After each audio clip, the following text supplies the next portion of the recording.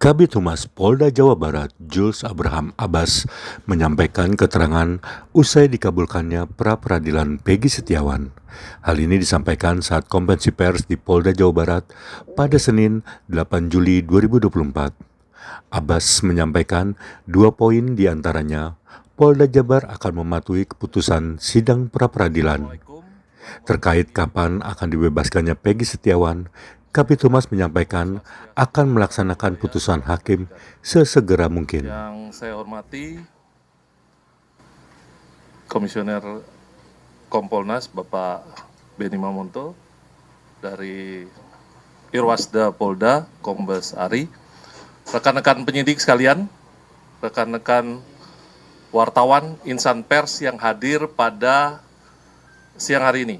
Ya, kami dari Polda Jabar akan menyampaikan terkait tanggapan kami terhadap hasil sidang putusan pra-peradilan untuk tersangka PS, ya, yang saat ini sudah kita sama-sama dengarkan, telah dibacakan hasil putusan sidang pra-peradilan tersangka PS. Untuk itu kami dari Polda Jabar tentunya menanggapi sebagai berikut. Ya, yang pertama, tentu dari Polda Jabar kami akan mematuhi putusan sidang pra-peradilan yang telah diputuskan oleh Hakim Tunggal pra-peradilan untuk tersangka PS. Yang kemudian yang kedua, tentunya kami dari Polda Jabar, penyidik, akan menjalankan segala putusan hakim pada sidang pra-peradilan tersangka PS.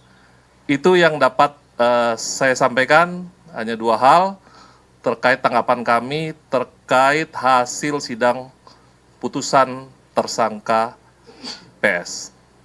Demikian. Mungkin ada tambahan dari Pak Beni dari Kompolnas, kami persilakan.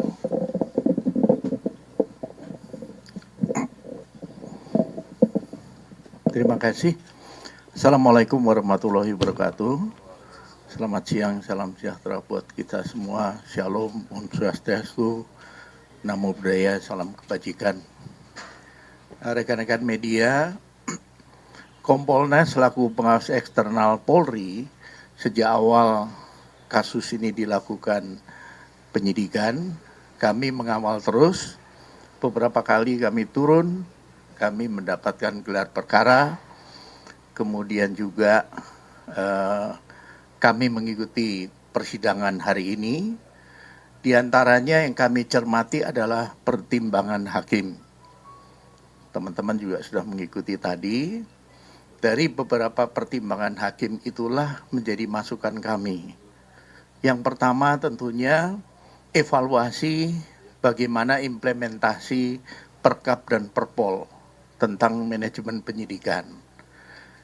Hakim berpendapat bahwa ada beberapa hal yang tidak dipenuhi.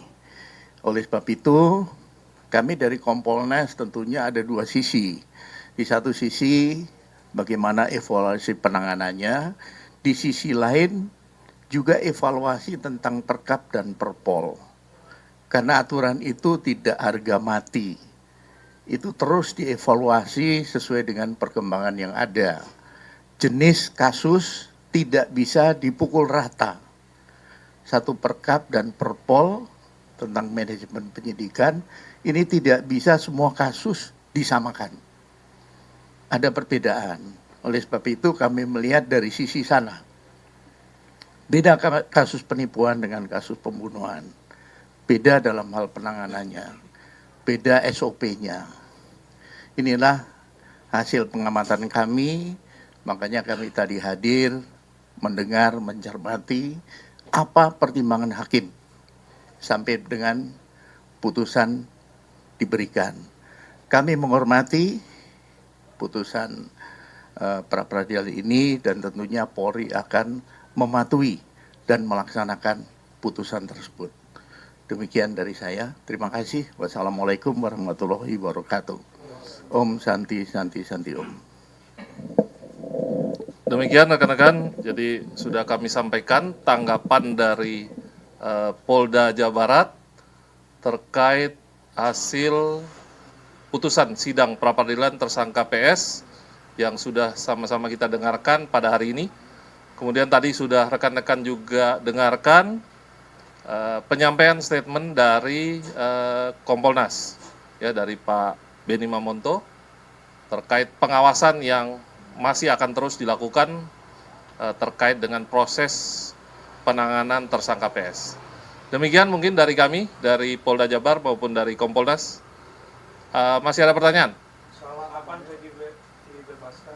Ya, ya. Jadi kalau terkait dengan